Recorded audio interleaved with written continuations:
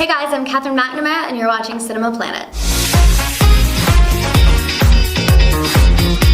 So, venturing into a show like this must be a big challenge because of such a big fan base and such a passionate fan base. Were there any fears when you first were approached for the role? There definitely was a moment where I guess I would call it a moment of pause. Because I found out, it was a whole surprise situation almost when I found out I got the role, and then they told me that about 10 minutes later it would be announced on Twitter. And I had this moment within that 10 minutes where I went, wait a minute, because I had seen Who is Clary was trending, all of these things were happening, people had been talking about it for weeks, and I had this moment where I went, wait a minute, all of these fans are about to find out that I'm playing this role that they care so much about and have such strong opinions about.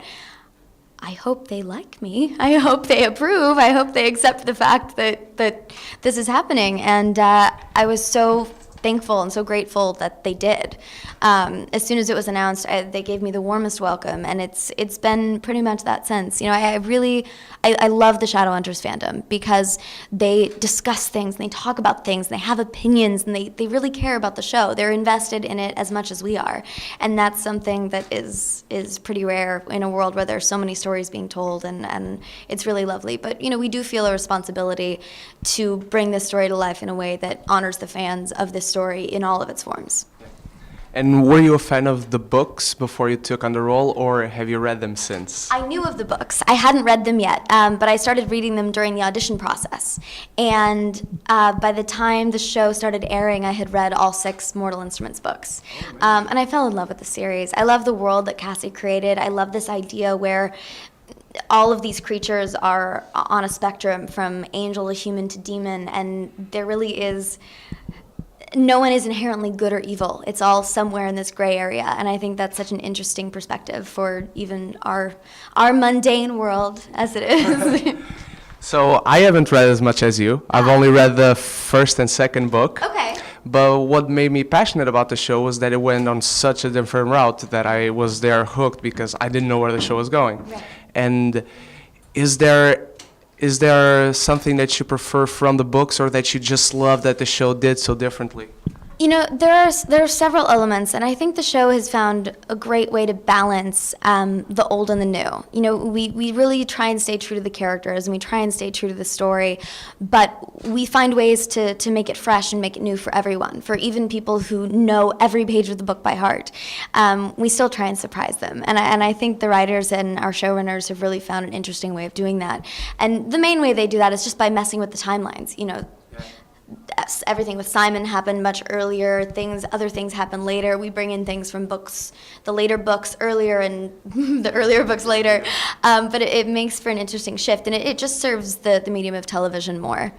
And with such a great ending to the second season, what would you, at this point, before teasing anything about season 3, what would you say has been the biggest challenge to Clary as a character?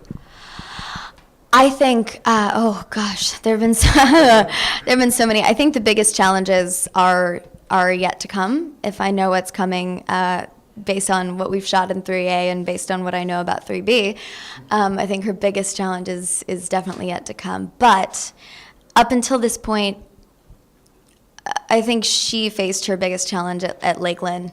And I know I certainly did, both physically and emotionally. Those couple days that we shot that entire sequence were some of the hardest days I've ever had on a set, but probably among my favorite. Just digging in with our director and with our crew and with Dom and Alan, it made the experience so fun. It was so grueling. We were covered in mud. It was raining. We were crying for 10 hours. It was, fighting. Alan and I were throwing each other on the ground. But it was the best because you're just in the trenches with everyone and you're making something that you can just feel in your bones is going to be great. And I'm really pleased with how it turned out. And speaking of physically and emotionally, you have a very diverse cast and fantastic characters, and you have to play a lot of different scenes. And is there a specific cast member that you like to do the physical stuff more with, and others that you like to do the more emotional stuff with? That's really interesting. I've never thought about it that way. I have to say, something I love about Shadowhunters is the variety that we get to do. There's never a dull moment, and it never feels monotonous because we're constantly doing something different. And because we have such a large, diverse cast with which I have different relationships with each person, the on-screen relationships become that as well. You know, each character relationship has such a different quality and brings out such a different quality in the characters. I love the Alec and Clary relationship so much because they get on each other's nerves just enough to bring out kind of the feisty side of both characters. And I love working with Matt. He's just the greatest. So that's always fun. Simon and Clary's relationship is so great because they have this bond and this friendship where they can even communicate almost without speaking. They just know each other so well. And Alberto and I have been very close from day one as well. I think all the Clary and Sebastian stuff that we saw in 2B was really interesting to see that connection that they had, but without Clary knowing what that was until it was too late.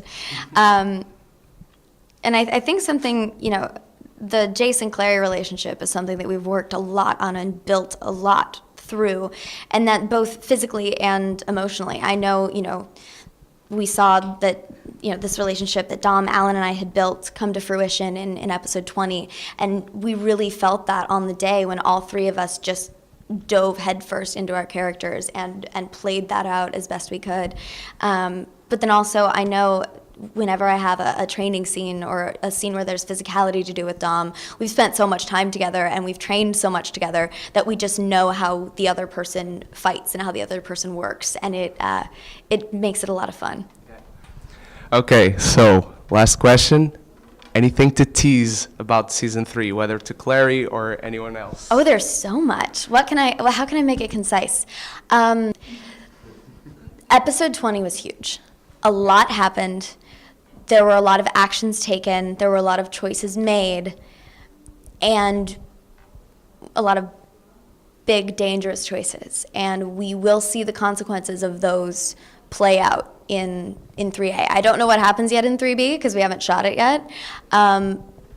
But the fallout does happen, and there's new villains, there's new weapons, there are new demons, there is a lot at stake, and people get hurt, and people get wounded emotionally and physically, and it's brutal, it's bloody, we're all covered in blood most of the season. But there's some moments of love and levity too, so. It's all Shadowhunters as you know it, but just, I think, even better.